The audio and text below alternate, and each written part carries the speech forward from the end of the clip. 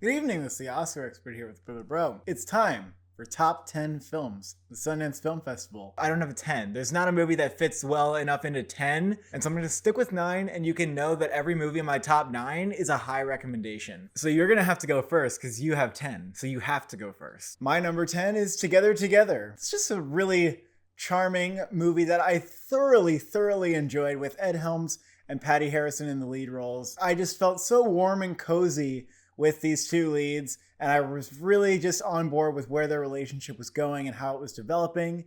The end, we talked about it, cut it a little bit short for me, but it doesn't take away the charm radiated out of this movie, and I still can feel that warmth when I think about it. And the relationship in it that it explores is very unique and something that we don't see. It has a very clear role in subverting what your expectations are for it to be. And I think the ending, even though I felt like it ended short, did what it was trying to do. The film was trying to subvert your expectations, and the end plays into that, maybe more than I was expecting, but you're kind of infiltrating my own top 10. And to be honest with you, it is my number 10, even though I said I wasn't going to be doing 10. So number 9, because I didn't do my number 10 because I didn't have a number 10, but it was actually Together, which is what you did. My number 9 is Passing. I had to watch this film twice before I fully appreciated it. There's a lot to treasure about this film, and that would make it worthy of a second watch or even a third watch. The closer you pay attention to the performances, the more enriching the film is. It's a fascinating approach to adapting a novel because so much is under the surface here. So much that it almost threatens to lose a big portion of its audience. Despite its captivating performances from actors that we may be very familiar with, Ruth Negga, who is particularly great in this role, Tessa Thompson, and Andre Holland, I think it can be a little bit slow for people, but the themes about identity and where you fit in the world and how confrontations to that self-concept like interrupt your world and threaten to unravel it are explored here in a very fascinating way. Definitely worth a watch, and I think it's some of the best performances from these actors. Our top 10s are going to be pretty similar. Yeah, Number 9 is Violation. This is a brutal but extremely well-directed, shot, and acted film that I couldn't look away from. Actually, I did look away from it a little bit. Let's be honest here. But it is psychologically tormenting in a way that I think feels significant. I really think that it paints a really disturbing portrait of the protagonist's mind that is tough to shake, and one that I think justifies the film going, even a little over the top at times. Definitely a memorable movie. And your number 8 is Violation, so why don't you just I'm gonna hop piggyback right on that there. train. I loved what this film did with playing into that like really brutal like NC-17 genre, but having something it was really about and presenting what it's really about in a way that I've never seen before. And it's kind of how something can like fester inside of you that starts out very small, and then it ends up being a trauma that's like almost so big that she enacts this sort of like fantasy of destruction. I'm a fan of Lars von Trier's work, and this is absolutely up your alley if you're a fan of that. I'm not even a fan of some of his more recent stuff, like Nymphomaniac Part 2 was like too off the deep end for me, but this film did not go there. It was not needlessly disgusting or gross, I think. And I'm going to be recommending this to a lot of people because I want to talk about it as long as you have sort of the stomach for it. Number 8 on the list is We're All Going to the World's Fair. This was a pretty stunning experience. And even though there were a lot of really slow movies that didn't catch my attention so much, this film opens with a very long first shot where not that much happens, but I can't tell you what it was. The movie was magnetic. There was something about it that made me want to keep watching, that made me want to peel back the surface. The variety of like shot types that they use in this film feels like a grab bag. You never know what you're going to get next. You might be watching a YouTube video, and then you're watching like the guy on the other side of the screen. And then you're watching this 13-year-old girl like make a video in like one long take, and I just never knew where it was going to go or what it was going to reveal. So I was fascinated with it, and it ends up being a very eerie portrait of like isolation on the internet, but not at all in like a phones are bad way. Not at all like that. And I'm very excited for what Jane Schunbrunn Will Do next. It features a really strong score from Alex G and a great central performance from Anna Cobb. And this is my number 7. Look at that, how well these lists are lining up. I'm going to recommend this film to everybody I know because, again, I want someone to talk to about this. And I think this is going to be fascinating to us on a very basic level, that we're all curious, like how younger people use the internet.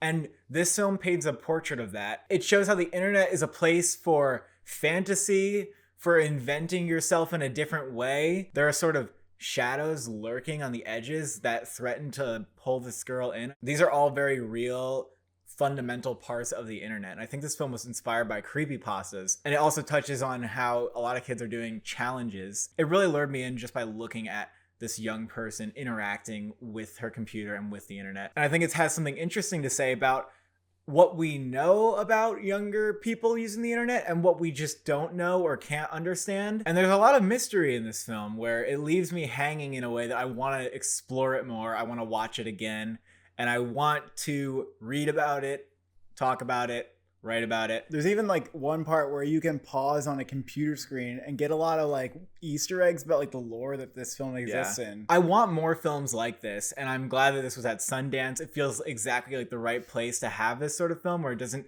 fit into one genre and also explores kind of a new approach to storytelling. Another rather creepy film here is Censor. This is the best horror film I saw at the festival. It might lull a little bit in towards the middle of the film, but the end is fascinating. I was very impressed with the technical presentation of the ending. I'm still kind of stunned at how they pulled it off. And I found myself wanting to go back and rewatch other parts of the film to kind of unlock a little bit more of the puzzle. And I think that there's some good substance in here about how we view censorship, how we can use that as a device to avoid looking at the real source of horror.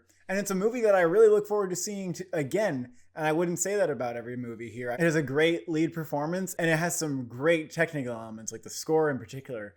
Fantastic. My number 6 is on the count of 3. 2 friends vow to kill themselves by the end of the day, giving themselves a period of time to do kind of whatever, knowing that you're going to die. That's a great plot, and this film delivered, I think, in all cylinders.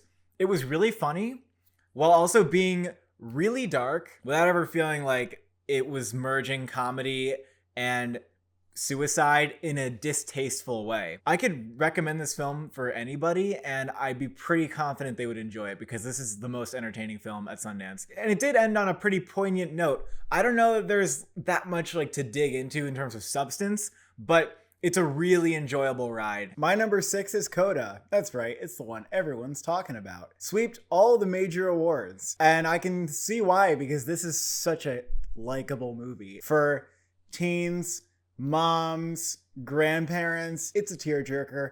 It works. It is a little visually flat. It's a little cheesy at times, but boy, does it have an incredible ensemble of characters. There are 5 performances in this film that are just flat out excellent, and each one of them won my heart over. There are so many tearjerker scenes in the second half that you are going to end up crying. The performances are really what make the film for me, and it is easily one of the most emotionally impactful films of the festival. My number 5 is Flee, an animated documentary that everybody has to see. The filmmakers let a refugee tell the story of how they went from Afghanistan to Denmark and the toll that it had on him psychologically, as well as the toll that it had on his family. And this is one that I came away from being grateful for everything in my life. And it also teaches you how valuable the privilege of citizenship is and what it's like to live where you have no home and how devastating that can be. It just dives deeper into that experience psychologically than any film that I have seen does. And we can read about refugees, and we can feel how awful that is. But this got so deep into this man's head, and you feel like you really know him as a human being. This film was an opportunity for him to come to terms with the past, and that was so powerful that he was actually using it as a form of catharsis. And this is one of the films here that really speaks to the power of cinema in the fact that he's able to open up in this way in front of a camera, and that film is what brings this story to life. A must-see. My number 5 is also Flee. It's a really impactful film about the refugee experience. that will undoubtedly have every audience member sympathizing with refugees.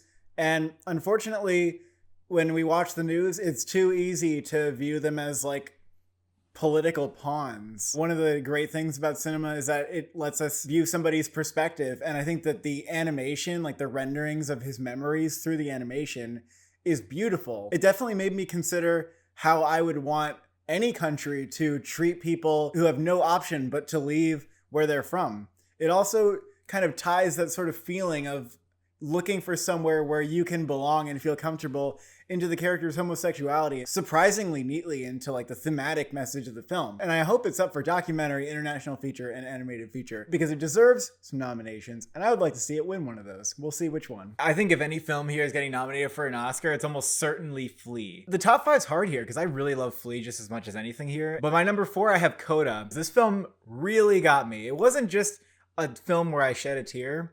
It like just nailed me at those moments. I almost felt like it was cheap that it was getting so much out of me because you can kind of see the beats coming. You kind of know where it's trying to hit you, but it didn't matter because it was so well done. Lots of credit, as always, to the director for making the performances work. I want the deaf parents to be nominated for supporting actor Oscars. I think Marlee Matlin has a shot. We didn't even really mention in our review, but the fact that she's won before makes her, I think, the most likely candidate for a nomination, although the father in the film is equally deserving. Yeah, Troy Kotsur has a couple amazing scenes in this film, and I want him nominated just as much as anybody. But it's truly a film where the performances make it work. The camera work and the visual style are nothing really remarkable, but my goodness, it worked. And I'm going to show it to my mom, and she's going to love it. You know, let's not leave dads out of this too. If you want to see your dad cry, maybe. Yeah, maybe if you want to get like a tear out of your dad. My number 4 is On the Count of Three. This really just felt like a good old-fashioned festival knockout where it hits you with a sort of unique style, you know, both in the writing and the directing, and delivers something that is thoroughly exhilarating. It's a great thriller. It's funny, and you care about the characters enough where it's a genuinely heartfelt film. It tackles some serious subject matter in kind of just the right way, where I think that you could gain something genuinely substantive out of it. I'm not sure if it felt like the deepest movie of the festival to me, but I really enjoyed the lead performances, particularly Christopher Abbott, who is consistently impressing me. I just loved like the loose energy here. It felt a little bit to me like In Bruges. I really can't testify enough to how gripped I was. It just felt so fresh and thoroughly unpredictable right until the end. My number 3 is Mass. This is a lot of people's favorite film of the festival. It put me up close to something that has like really disturbed me, and just in how real the storytelling felt and how real the characters' journeys felt in this. I think it helped me come to terms with how to look at tragic events and like those horrors of the world. How do people overcome and how do people deal with tragedies? And like Coda, this film works because it has amazing performances. I want to see an Oscar nomination next year for Martha Plimpton in lead actress. All 4 actors in this film get those opportunities to put everything out there. And it's a rare opportunity for actors who have kind of gone under the radar. Ann Dowd is the most recognizable name of the bunch, and I think she has a pretty good shot at a supporting actress nomination next year. I loved how this film approached a very touchy and controversial subject. And we came away with a very humanist portrait of tragedy and healing, where it kind of jumps over the noise and says, we're just going to be about humans and healing. It's not going to pay off for everybody. Some people are going to find it too over the top, but it was probably the film where I was like the most locked in and where the performances were just heating up, and I was completely on board. Like, it was just getting me. And like Coda, I shed a lot of tears throughout. It may verge on overkill in terms of how emotionally draining it is, but it really worked on me. Mass is also my number 3, and it is undoubtedly the most draining movie there. The way that it tackles the tragedy at hand is a really smart and well thought out and also sensitive way to approach the subject. Frank Kranz's script here is kind of a wonder. It's almost entirely just 4 actors in a very bland looking room with often really minimal blocking, but he made it feel cinematic. Like, and in that way, it really captured what cinema kind of is. I felt a radiance in getting up close with people. The movie is kind of this antidote to online discourse where we have these long form conversations with people, but we're not seeing each other and we're not able to come to actual helpful conclusions. All four of these central performances are absolutely extraordinary, and I will be really disappointed if whoever picks up the film is not running an active campaign for Martha Plimpton, Ann Dowd, Jason Isaacs, even Reed Birney. I think all these performances will be among the best of the entire year. And the script as well needs an Academy Award nomination. It's really tough to watch, but it's absolutely worth getting through. Easily like one of the films I've come away from the festival just thinking about the most. My number 2 is Judas, and I almost feel like the film is cheating because it is a studio film that premiered at Sundance, but this was just one of the best films that I saw there. It was a refreshingly uncomfortable look at history, and it makes you look at our own government as being pretty cruel. It's kind of a sad reality to come to terms with, but I'm glad that this film didn't shy away. And it's done in a way that is as riveting of a crime drama thriller as I've ever seen. Hopefully this is nominated for a slew of Oscars, and Daniel Kaluuya should be winning pretty easily this year. My number 2 is Summer of Soul, which is the best documentary I saw at Sundance. It won the big audience prize. I was surprised at how much I love this film, considering that ultimately it's a concert film. It's about the sort of forgotten Black Woodstock, where in Harlem, during one summer, 400,000 attendees in total gathered to watch various soul acts perform in Central Park. And it's an event that many have forgotten throughout history, as they make the point of in the film. I found myself fascinated with some of the performances of Nina Simone and Stevie Wonder. I was compelled by the historical context that the movie injects into this event and what it meant to the community. It made me feel sad that we don't get events like that because it meant so much to the people that were there. It was a really beautiful event for Black people living in the area to have like this space that was 99% Black attendance during a tumultuous time of history, if there's ever one that is not for that community. It illustrated the power of music, the way that it can bring us together, and the way that it can present like healing and catharsis. The sort of profiles that it does on each artist were fascinating. And you're also just kind of like grooving along to the music, watching people's intimate relationships with their instruments. There's just so much to take away from this film.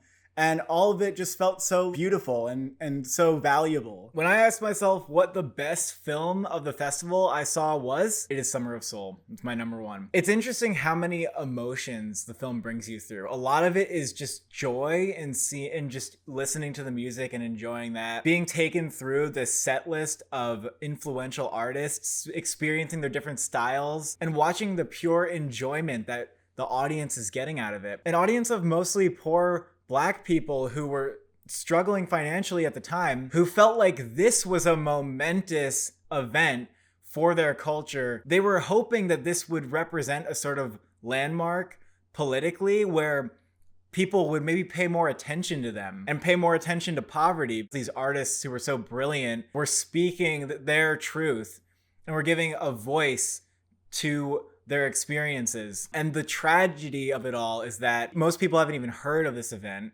and people acted like it just didn't matter or it didn't even happen. And this seems to be a pattern with like African American history. Whenever something great happens, there's something that kind of like pushes them back down. Things are erased from their history. And there's a dreamlike quality about the footage itself, which I think is almost a theme of the movie. The colors in this film are beautiful. Like everything pops. The note that it leaves you on and that little bit of interview is going to stick with me. And the whole time you're literally like grooving to the music. The audio is so clean. I don't even know how they obtained it or what they had to do to it. I hope to God the Oscars don't leave this out of the best documentary nominations next year. They have a bias against archival footage, like Won't You Be My Neighbor, the Roger Ebert documentary, Apollo 11, all films that were really great. And it's just disgusting. It's one of the best documentaries I've seen, period. My number 1 is Judas and the Black Messiah. This is a thoroughly engaging, gripping watch. Incredible performances from Dominique Fishback, Lakeith Stanfield, Jesse Plemons, and especially Daniel Kaluuya, whose vocal and physical transformation in this film is incredible. And what struck me about this film was how aggressively it pushed the political message that it wanted to go for. And it's a message that we don't see a lot of in mainstream films. I think it gives a fair portrait of the Black Panther Party, which I wouldn't expect from a Hollywood film. The narrative that we see being pushed like in schools is that we don't really talk about the Black Panthers very much. And when we do, we kind of overlook them so that we can talk about peaceful Martin Luther King Jr. Even though in some ways how radical the movement was might not like sit well with certain people, how hard they were on like communism or whatever. It doesn't have to sit well with you. And it showed me a lot about his ethics and his system of morals that I really respected, like the fact that the Black Panthers were part of a mission to feed kids in the community breakfast and to try to get like their own healthcare system working from the ground up. I feel like this movie taught me a lot of history, and in a way that felt angry at the system for trying to shut out that history. It's definitely kind of a scary look at how our government can be so like tyrannical. And that message almost feels no less relevant today than it did back then. I appreciate that the movie was fearless with its politics. It was really well written. It was great at like communicating ideas while being like an entertaining crime saga. I got a little bit of everything from this film, and I would be excited to watch it again to see if I can reap even more from it. And if it gets nominated, it will be among my favorites of the entire Best Picture lineup, so I'm definitely crossing my fingers for that. And those are our favorite films of Sundance. If you saw some films at Sundance, why don't you go in the comments and tell everybody what was really good there. Thank you for watching. Thank you for subscribing. Show us your Sundance.